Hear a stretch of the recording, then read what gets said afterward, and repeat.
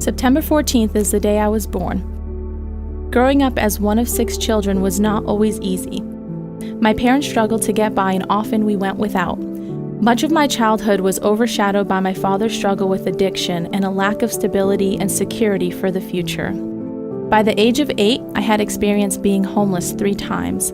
By the age of 12, I had gotten so deep into trouble, missing school, and spiraling out of control, and was removed from my parents' home and placed into foster care. As unhealthy and chaotic as my life was, being away from my family and now living with strangers was far more scary and unpredictable. I found myself struggling with loneliness and helplessness, and I was living in survival mode.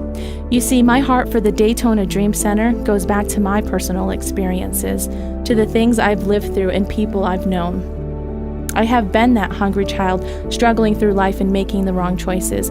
I have relatives who have struggled through addiction. I have been homeless and know how it feels to be looked at in a certain light. And I have been that foster kid who cries themselves to sleep at night and feels completely lonely, abandoned, and hopeless.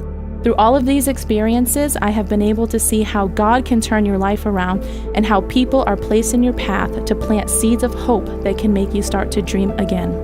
Many years later, I still remember that man who came to the shelter to feed my family a hot meal. I remember that friend who took a chance on hanging out with the new kid who was also a foster child. I remember the dedication of the people who took time to sow into my life and make me believe that I could be the first person in my family to graduate from college. And God even gave me an incredibly loving husband.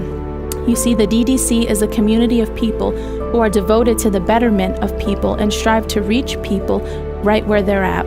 If I didn't have people to share hope and love with me, I can honestly say I would not have made it out of the darkness by myself. I have learned that hope changes everything and that together we can help people to dream again.